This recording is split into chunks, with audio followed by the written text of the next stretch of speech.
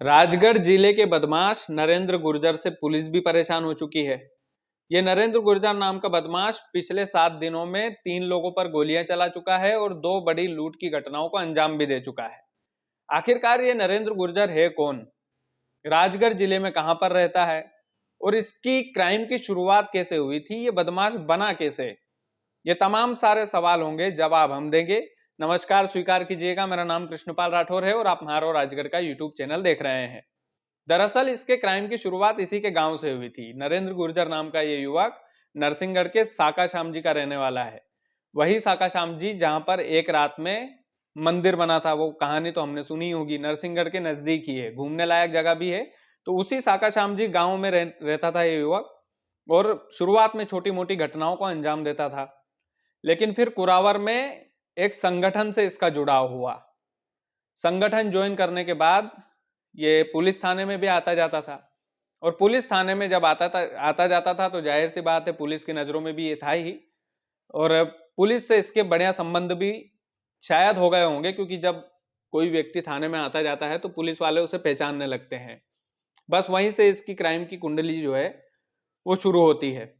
इसके पहले भी 2021 की एक कहानी इसकी है। इसका क्राइम का लेना देना मतलब कि पुलिस से मिलने के बाद वाला नहीं है, बहुत पुराना लेना देना है इसके क्राइम का। 2021 की एक कहानी सुनाता हूं। उससे पहले 2021 में नरेंद्र गुर्जर अपने जो भतीजा है सुनील गुर्जर, उससे उलझ गया था, उस पर भी गोली चला चुका था। दरअसल एक अवैध जमीन पर इन्होंने मकान बनाया था और उसी का विवाद इन दोनों में हो गया था, भतीजे सुनील गुर्जर और बदमाश नरेंद्र गुर्जर के बीच। तो धोखे से नरेंद्र गुर्जर ने सुनील गुर्जर पर गोली मार दी। सुनील गुर्जर ने पलट करके तलवार से इस पर वार किया तो वो तलवार जो है बिजली के तार पर गिरी और लाइट गुल हो गई। मौके का फायदा उठाकर नरेंद्र गुर्जर वहां से भाग निकला और बाद में पुलिस ने शायद इन पर कार्रवाई भी की थी। तो 2021 की घटना थी ये।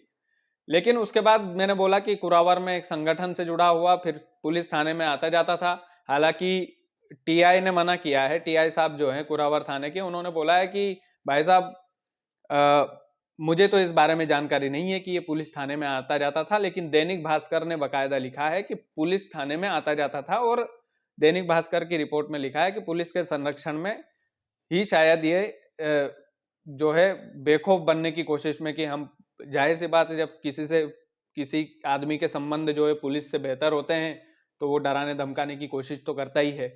इसका फैमिली बैकग्राउंड जो है कुछ खास नहीं है, मतलब कि ये गांव में रहता था और इसकी पत्नी भी इसकी बदमाशी से परेशान थी, इसलिए वो अपनी 3 बेटियों और एक 1.5 साल के बेटे के साथ जो है वो मायके चली गई थी। अभी भोपाल में रहती है आजकल। और कुरावर में ऐसा सुना है कि नरेंद्र गुर्जर जो है एक दूसरी महिला के साथ भी संबंध बनाकर रहता था।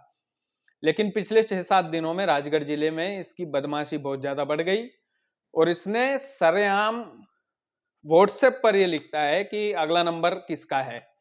व्हाट्सएप पर सरेआम धमकी देता है और धमकी देने के बाद में ना धमकी नहीं देता। इसकी धमकी मतलब गीदड़ धमकी नहीं होती है। 3 लोगों पर गोली भी चला चुके हैं, मतलब भाई साहब 3 लोगों पर फायरिंग भी कर चुके हैं और 2 बड़ी लूट की घटनाओं को अंजाम भी दे चुके हैं।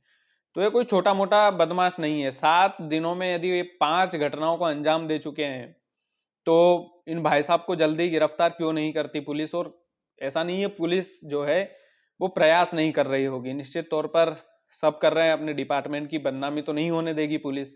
तो जल्दी से जल्दी इनको गिरफ्त में लेना चाहिए और इन पर जो उचित है वो कार्रवाई करना चाहिए भाई साहब पर।